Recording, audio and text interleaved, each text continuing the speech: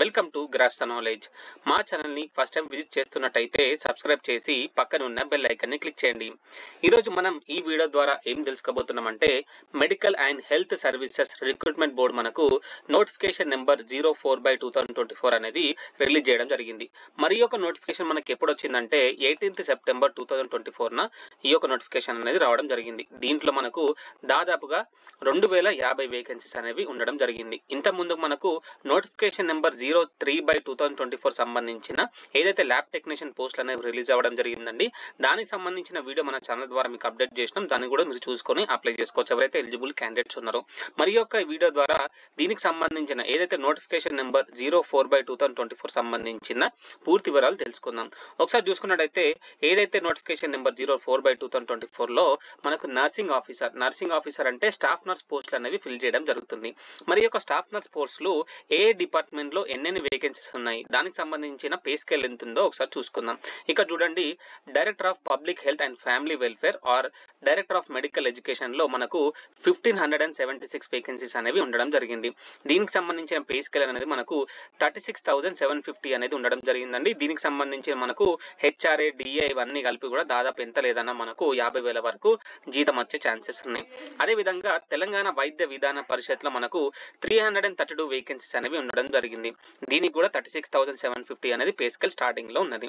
అదేవిధంగా ఆయుష్ డిపార్ట్మెంట్ లో చూసుకున్నట్టయితే 61 వేకెన్సీస్ అనేవి ఉండడం జరిగింది. దీనికి కూడా మనకు పే స్కేల్ అనేది 36,750 నుంచి వెళ్ళి స్టార్ట్ అవడం జరుగుతుంది. అదేవిధంగా ఇన్స్టిట్యూట్ ఆఫ్ ప్రివెంటివ్ మెడిసిన్ లో ఒక వేకెన్సీస్ అనేది ఉండడం జరిగింది. దీనికి సంబంధించిన కూడా సేమ్ స్కేల్ అండి, అదొకసారి చూసుకోవచ్చు.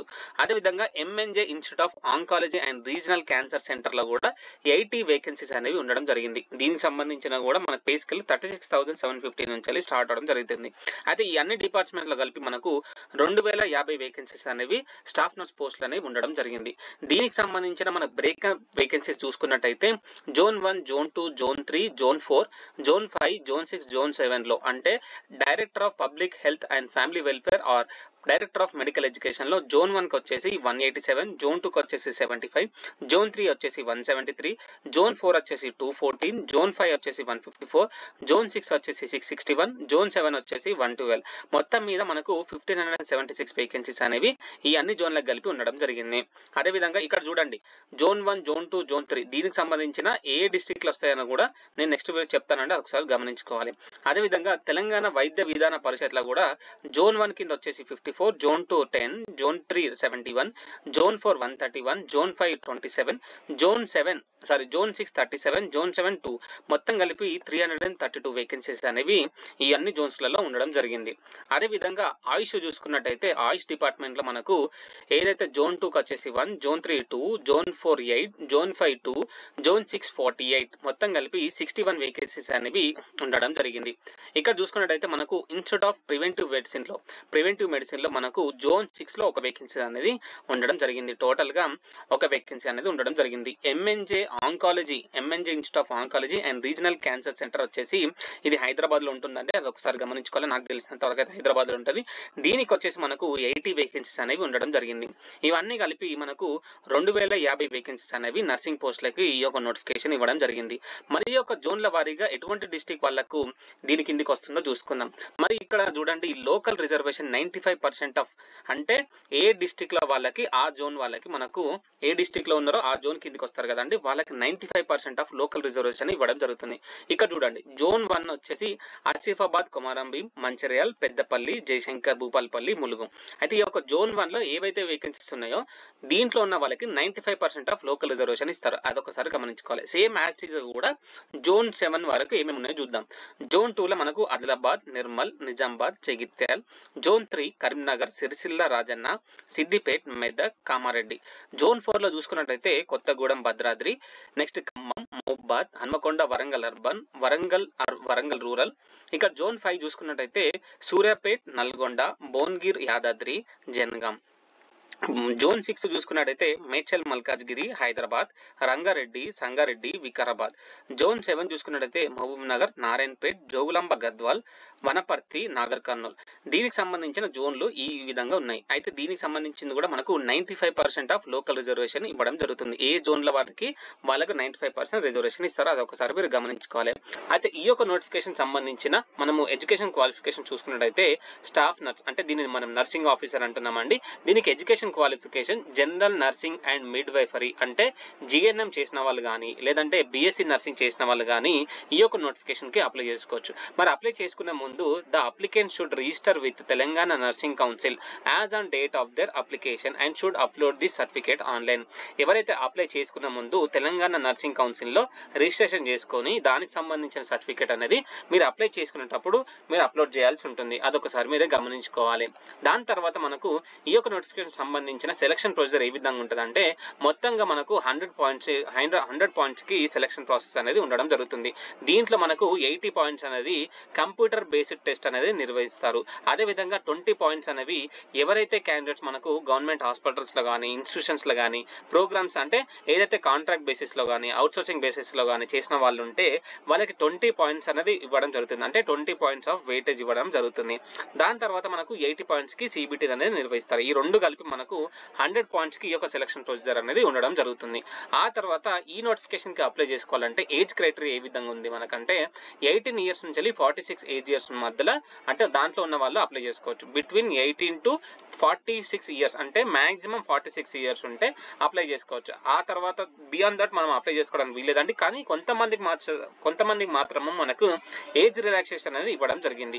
ఎవరైతే తెలంగాణ స్టేట్ గవర్నమెంట్ ఎంప్లాయీస్ ఉన్నారు కదండి, employees of TSRTC corporation municipalities దీంట్లో ఉన్న వాళ్ళు ఎలిజిబుల్ కాదు. కానీ తెలంగాణ స్టేట్ గవర్నమెంట్ వాళ్ళు ఎవరైతే ఉన్నారో వాళ్ళకి మాత్రము 5 years ఆఫ్ ఏజ్ రిలాక్సేషన్ అనేది ఇవ్వడం జరిగింది. ఆ తర్వాత మనకు ఎక్స్ సర్వీసెస్ మెన్ వాళ్ళకి 3 years ఆఫ్ ఏజ్ రిలాక్సేషన్ అనేది ఇచ్చినారు. ఆ తర్వాత ఎన్సీసీలో మనకు ఎవరైతే ఇన్స్ట్రక్టర్ గా పనిచేసినారో వాళ్ళకు కూడా 3 years ఆఫ్ ఏజ్ రిలాక్సేషన్ అనేది ఇవ్వడం జరిగింది. అదే విధంగా ఎస్సీ ఎస్టీ బీసీస్ అదే విధంగా ఈడబ్ల్యూఎస్ వాళ్ళకి 5 years ఆఫ్ ఏజ్ రిలాక్సేషన్ అనేది ఇవ్వడం జరిగింది. అదే విధంగా ఒకసారి చూసుకున్నట్లయితే ఫిజికల్లీ హ్యాండిక్యాప్డ్ పర్సన్స్ కి 10 years ఆఫ్ ఏజ్ రిలాక్సేషన్ అనేది ఇవ్వడం జరిగింది. ఏజ్ రిలాక్సేషన్ అంటే చెప్తాం వినండి. 46 years ఒకవేళ దాటినట్టయితే ఈ కేటగిరీ కిందకైతే ఎవరైతే వస్తారో వాళ్ళకు ఈ ఇయర్స్ అంటే ఇక్కడ స్పెసిఫై చేసిన ఇయర్స్ మనకు దాటిన తర్వాత కూడా ఈ ఇయర్స్ కలుపుకొని మనం అప్లై చేసుకోవచ్చు. అంటే 46 years అంటే ఇప్పుడు వీళ్ళకి +5 years అంటే 51 years వరకు అప్లై చేసుకోవచ్చు. ఎస్సీ ఎస్టీ బీసీ ఈడబ్ల్యూఎస్ వాళ్ళకి +5 years అంటే 51 years వరకు అప్లై చేసుకోవచ్చు. అంటే దీనికి సంబంధించిన ఏజ్ క్రైటీరియా ఈ విధంగా ఉన్నది. అదే విధంగా అప్లికేషన్ ఫీ చూసుకున్నట్టయితే ఆన్లైన్ ఎగ్జామినేషన్ ఫీ వచ్చేసి మనకు 500 రూపీస్ కట్టాల్సి ఉంటుంది. ఇదైతే మనకు చూడండి there is no fee exemption under this category. అందరు కూడా 500 రూపీస్ అనేది కట్టాల్సి ఉంటుంది. ప్రాసెసింగ్ ఫీకి వచ్చినట్టయితే 200 రూపీస్ పే చేయాల్సి ఉంటుందండి. ఇక్కడ చూడండి ఎవరైతే ఎస్సీ ఎస్టీ బీసీ మరియు EWS pH physical handicapped and ex services men వాళ్ళు ఉన్నారు కదండి, వాళ్ళు మాత్రం ఈ ఒక 200 రూపీస్ నుంచి ఎగ్జామ్షన్ అనేది పొందవచ్చు. అదేవిధంగా unemployed applicants in the age group of 18 to 46 years of Telangana state వాళ్ళు కూడా ఈ యొక్క ప్రాసెసింగ్ ఫీ కట్టాల్సిన అవసరం లేదు. Applicants belonging to other states are not exempted from the payment of fee. ఎవరైతే తెలంగాణ వాళ్ళు కాకుండా ఇతర స్టేట్స్ వాళ్ళు అప్లై చేసినట్టయితే ఈ రెండు ఫీజు కూడా కట్టాల్సి ఉంటుంది. అదొకసారి మీరు గమనించుకోవాలి. అయితే నెక్స్ట్ చూసుకున్నట్టయితే దీనికి సంబంధించిన అప్లికేషన్ ప్రొసీజర్ ఏ విధంగా ఉంటుందంటే medical and health services recruitment బోర్డులో ఏదైతే మన వెబ్సైట్లో పొందపరిచినారో ఆన్లైన్ అప్లికేషన్ ద్వారా మనం అప్లై చేయాల్సి ఉంటుంది. దానికి సంబంధించిన అప్లికేషన్ ప్రాసెస్ కూడా ఏ విధంగా అప్లై చేయాలనే దాని గురించి కూడా నేను క్లియర్ కట్గా వీడియో చేసి మీకు మన ఛానల్లో అప్లోడ్ చేస్తానండి. ఒకసారి మీరు గమనించుకొని మన ఛానల్ కూడా సబ్స్క్రైబ్ చేసుకోండి. అదే విధంగా the applicant should upload all required certificate. Original certificates have to be produced for verification at the time of scrutiny before finalising selection list. ఎవరైతే సెలెక్ట్ అవుతారో ఈ యొక్క ఎగ్జామ్ రాసిన తర్వాత సెలెక్ట్ అవుతారో వాళ్ళు మాత్రం ఒరిజినల్ సర్టిఫికేట్స్ అనేది తప్పకుండా చూపించాల్సి ఉంటుందండి. ఎవరైతే అప్లికేషన్ చేస్తారు కదండి సబ్మిట్ చేసిన మాత్రం అది మాత్రం ఫైనల్. దాంట్లో ఎటువంటి తప్పులు ఉన్నా కూడా మీ ఇంతకుముందు ఎడిట్ ఆప్షన్ మనకు చెప్పినాం కదండి, ఎప్పుడు ఎడిట్ ఆప్షన్ ఉంటుంది దాని ప్రకారం ఎడిట్ చేసుకోవచ్చు. ఒక ఎడిట్ ఆప్షన్ దాటిన తర్వాత కూడా మీరు ఎడిట్ ఆప్షన్ చేసుకోవడానికి వీల్లేదు. అదొకసారి మీరు గమనించుకోవాలి. అది ఈ యొక్క MHSRB వెబ్సైట్లో మనము అప్లై చేసిన తర్వాత అంటే ఫస్ట్ ఆఫ్ ఆల్ రిజిస్ట్రేషన్ చేసుకోవాలి. బేస్డ్ ఆన్ దట్ మనకు రిఫరెన్స్ ఐడి అనేది వస్తే అది తప్పకుండా దాన్ని పెట్టుకొని మనం లాగిన్ అయ్యి అన్ని డీటెయిల్స్ ఫిల్ చేసేసి ఏవైతే డాక్యుమెంట్స్ అని అప్లోడ్ చేయమని ఉన్నా కదండి ఆ యొక్క డాక్యుమెంట్స్ కూడా అప్లోడ్ చేసేసి అప్లై చేసుకోవచ్చు. ఎవరైతే candidates must compulsory fill up all relevant columns of the application form carefully. ఎవరైతే అప్లై చేస్తున్నారో ఏదైతే మ్యాండేటరీ ఉందో అవన్నీ కూడా మీరు కరెక్ట్గా ఫిల్ చేయండి. మరి ఇప్పుడు ఏమేమి డాక్యుమెంట్స్ కూడా మనం అప్లై చేసుకోవాలి అంటే దానికి సంబంధించిన ఏమేమి డాక్యుమెంట్స్ అప్లోడ్ చేయాలని కూడా చెప్తానని ఒకసారి గమనించుకోవాలి. దానికంటే ముందు మనకు ఏ వెబ్సైట్లో మనము అంటే అప్లై చేసుకోవాలంటే MHSRB medical and health services recruitment board .telangana.gov.in వెబ్సైట్కి వెళ్ళి మనం ఆన్లైన్ అప్లికేషన్ చేసుకోవచ్చు. మరి ఎప్పటి నుంచి అవైలబుల్ ఉంటుంది మనకు 28th సెప్టెంబర్ 2024 నుంచి ఈ యొక్క ఆన్లైన్ అప్లికేషన్ అనేది మనకు అందుబాటులో ఉండడం జరుగుతుంది. మరి ఎప్పటి వరకు ఉంటుంది 14th అక్టోబర్ 2024 5 PM వరకు ఉండడం జరుగుతుంది. అదొకసారి మీరు గమనించుకొని అప్లై చేసుకోవాల్సి ఉంటుంది. అదేవిధంగా ఏవైనా తప్పులు దొరికినట్టయితే 16th అక్టోబర్ 2024 అంటే 10:30 AM నుంచి 17:10 అంటే 17th అక్టోబర్ 2024 5 PM వరకు ఈ యొక్క ఎడిట్ ఆప్షన్ అనేది ఉండడం జరుగుతుందండి. దాన్ని చూసేసి మీరు ఎడిట్స్ ఏమైనా ఉంటే మీరు ఎడిట్ చేసుకొని అప్లై చేసుకోవచ్చు. అదేవిధంగా దీనికి సంబంధించిన ఎగ్జామ్ ఎప్పుడు ఉంటుంది మనకు 17th నవంబర్ 2024 ఈ యొక్క ఎగ్జామ్ అనేది నిర్వహించడం జరుగుతుంది. అయితే ఇది ఒక్కసారి గమనించుకోవాలండి.